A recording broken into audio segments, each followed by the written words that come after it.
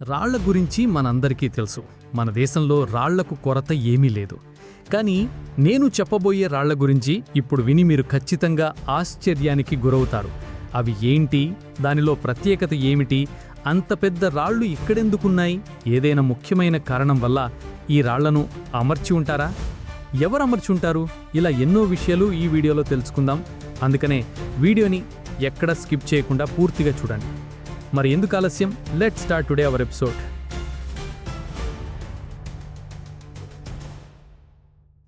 ఈరోజు మనం stone henge గురించి మాట్లాడబోతున్నాం. ఇది ఇంగ్లాండ్లో ఉంది. ఇది ఎలా నిర్మించబడింది, ఇది ఎందుకు చాలా ప్రత్యేకమైనది, ఇది అక్కడికి ఎలా వచ్చింది, దీని గురించి తెలుసుకునే ముందు ఇది చాలా పాత స్మారక చిహ్నమని నేను చెప్పాలనుకుంటున్నాను. ఇప్పటి వరకు చాలామంది సందర్శించి వాటి గురించి చెప్పారు, ఆధారాలను తప్పుగా అర్థం చేసుకున్నారు, వాటిని ఎందుకు ఎలా నిర్మించారు అనే దానిపై వారికి తోచిన విధంగా చెప్పారు. విషయమేమిటంటే, ఈ రోజుల్లో నిపుణులు దీన్ని చూసి చాలా ఆశ్చర్యపోతున్నారు. ఇవి ఎలా నిర్మించబడ్డాయో, ఎందుకు నిర్మించబడ్డాయో వారికి తెలీదు. కాబట్టి ఈ రాళ్ల గురించి నేను చెప్పేది కూడా కేవలం నాకు తెలిసిన సమాచారాన్ని మీకు తెలియజేస్తున్నాను. పురావస్తు శాస్త్రవేత్తలకు స్టోన్ హెంజ్ గురించి అన్నీ తెలుసు అని అనుకుందాం. ఇవి ఇంగ్లాండ్లోని విల్ట్షైర్లో ఉంది. ఇది శాలిస్బరీ నగరానికి చాలా దగ్గరగా ఉన్నాయి. స్టోన్ హెంజ్ యూరప్లోని అత్యంత ప్రసిద్ధ చరిత్రపూర్వ స్మారక చిహ్నాలలో ఒకటి. ఇది 1986 నుంచి యునెస్కో ప్రపంచ వారసత్వ ప్రదేశంగా ఉంది. స్టోన్ హెంజ్ ఇంగ్లాండ్లోని అత్యంత ప్రసిద్ధ పర్యాటక ఆకర్షణలలో ఒకటి. ఇది ప్రతి సంవత్సరం 1 మిలియన్ కంటే ఎక్కువ మంది సందర్శకులు వస్తూ ఉంటారు. స్టోన్ హెంజ్ అనేది విల్ట్షైర్లోని ఎర్త్ వర్క్స్లో ఏర్పాటు చేసిన నిలబడిన రాళ్ల వలయం. ఇది కందకం అని పిలువబడే పెద్ద వృత్తాకార గుంటతో చుట్టుముట్టబడింది. మొత్తంగా ఈ స్మారక చిహ్నం సుమారు 40 ఎకరాల విస్తీర్ణంలో 3 కేంద్రీకృత రాళ్ల వలయాలను కలిగి ఉంది. బయటి వలయంలో 30 రాళ్లు, మధ్య వలయంలో 25, లోపలి వలయంలో 7 ఉన్నాయి. అతిపెద్ద రాళ్లను సార్సెన్స్ అని పిలుస్తారు. 30 అడుగుల పొడవు, 50 టన్నుల బరువు కలిగి ఉంటాయి. చిన్న రాళ్లను బ్లూ స్టోన్స్ అని కుడుస్తారు. 4 నుంచి 15 అడుగుల పొడవు మరియు 4 టన్నుల బరువు ఉంటాయి. రాళ్లన్నీ సైట్లో కనుగొనబడలేదు మరియు దక్షిణ ఇంగ్లాండ్లోని వివిధ ప్రాంతాల నుంచి రవాణా చేయవలసి వచ్చింది. కొన్ని రాళ్లు 240 మైళ్ల దూరం నుంచి వచ్చాయి. సార్సన్ రాళ్ల సగటు ఎత్తు దాదాపు 24 అడుగులు మరియు వాటి బరువు దాదాపు 25 టన్నులు. నీలురాళ్ల సగటు ఎత్తు దాదాపు 6 అడుగులు మరియు వాటి బరువు దాదాపు 4 టన్నులు. పెద్ద రాళ్లు బయట వలయాన్ని ఏర్పరుస్తూ, చిన్నరాళ్లు లోపలి వలయాలను ఏర్పరుస్తూ రాళ్లను ఒక వృత్తంలో అమర్చారు. రాళ్ల మధ్య అంతరాలను ధూళి మరియు చిన్న రాళ్లతో నింపి ఒక రకమైన పొడిరాతి గోడను ఏర్పాటు చేస్తాయి. రాతి వలయాలతో పాటు ఒకదానికొకటి సమాంతరంగా నడిచే అయనాంతాలతో సమానంగా చేయబడిన 2 వరుసల గుంటలు కూడా ఉన్నాయి. ఈ గుంటలు బహుశా ఖనన ప్రయోజనాల కోసం ఉపయోగించి ఉండవచ్చు. పురావస్తు శాస్త్రవేత్తలు వాటిలో కొన్నిటిలో దహనం చేయబడిన మానవ అవశేషాల ఆధారాలను కనుగొన్నారు. చివరిగా మొత్తం స్మారక చిహ్నాన్ని చుట్టుముట్టే గుర్రపునాడ ఆకారపు గుంట ఉంది. ఈ గుంట 40 అడుగుల వెడల్పు మరియు 7 అడుగుల లోతు వరకు ఉంటుంది. రక్షణాత్మకంగా ఉంటుంది. దాన్ని ఎలా నిర్మించారో మాట్లాడుకుందాం. ఇప్పుడు చెప్పే విషయాలు చాలా ఆసక్తికరంగా ఉంటాయి. పురావస్తు శాస్త్రవేత్తలకు స్టోన్ హెంజ్ ఎలా నిర్మించబడిందో తెలీదు. కానీ దాన్ని ఎలా నిర్మించారో కొన్ని ఆధారాలు ఉన్నాయి. ఒక ఆధారం ఏంటంటే, తాళ్లతో, రోలర్లతో రాళ్లను స్థానంలోకి లాగారు. మరొక ఆధారం ఏంటంటే, రాళ్లను ర్యాంపులు మరియు లీవర్ల యొక్క సిస్టమ్ను ఉపయోగించి స్థానంలోకి లాగారు. మూడవ ఆధారం ఏంటంటే, చెట్ల స్లెడ్జ్లను ఉపయోగించి రాళ్లను పెద్ద సంఖ్యలో సైటుకు తీసుకొచ్చి ఆ తర్వాత మాస్ ఆపరేషన్లో త్వరగా నిర్మించారు. ఇది నాకు చాలా ఇష్టమైనది. ఇది ఈజిప్షియన్లు తమ పిరమిడ్లను ఎలా నిర్మించారో చాలా పోలికగా ఉంది. ప్రతి రాయి చాలా బరువైనది కాదు, కానీ మీరు వాటిని సందర్శించినప్పుడు అవి బరువుగా ఉన్నాయేమో అని అనిపిస్తుంది. స్థానిక అమెరికన్లు కహోకియా లాంటి భారీ నిర్మాణాలను కూడా ఇలాగే నిర్మించారు. ఇది నాకు చాలా అర్థమైందనిపిస్తుంది.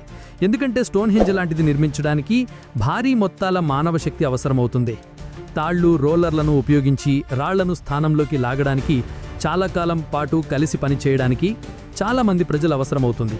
ర్యాంప్ సిస్టమ్ పనిచేయవచ్చు, కానీ ర్యాంప్లను స్వయంగా నిర్మించడం చాలా కష్టం. స్లెడ్జ్ పనిచేయవచ్చు, కానీ స్లెడ్జుల నుండి రాళ్లను నిలబడిన స్థానాలకు తరలించడం కష్టం. ఉత్తమమైన ఆధారం ఏంటంటే, చెట్ల స్లెడ్జులను ఉపయోగించి రాళ్లను పెద్ద సంఖ్యలో సైటుకు తీసుకువచ్చి ఆ తర్వాత మాస్ ఆపరేషన్లో త్వరగా నిలబెట్టారు. ఇది నాకు చాలా ఇష్టమైనది. ఇది ఈజిప్షియన్లు తమ పిరమిడ్లను ఎలా నిర్మించారో చాలా పోలికగా ఉంది. అయితే దీన్ని ఎందుకు నిర్మించారో మనకు తెలియదు. చాలా ఆధారాలు ఉన్నాయి, కానీ ఇవేవి నిజమైన ఆధారాలు కాదు. ఒక ఆధారం ఏంటంటే, స్టోన్ హెంజ్ని శ్మశాన వాటికగా నిర్మించారు. నేను ముందే చెప్పినట్లు పురావస్తు శాస్త్రవేత్తలు రాళ్ల దగ్గరగా ఉన్న కొన్ని గుంటల్లో దహనం చేయబడిన మానవ అవశేషాల ఆధారాలను కనుగొన్నారు. ఈ సాక్ష్యం నియోలిథిక్ మరియు కాంస్య యుగాలలో స్మారక చిహ్నాన్ని ఖననం చేయడానికి ఉపయోగించారని సూచిస్తుంది. మరొక ఆధారం ఏంటంటే స్టోన్హెంజ్ని వైద్య ప్రదేశంగా ఉపయోగించారు. రాళ్ల దగ్గరగా ఉన్న కొన్ని గుంటల్లో వధించిన జంతువుల ఎముకల ఆధారాలు ఉన్న దానిపై ఆధారపడి ఈ సిద్ధాంతం ఉంది.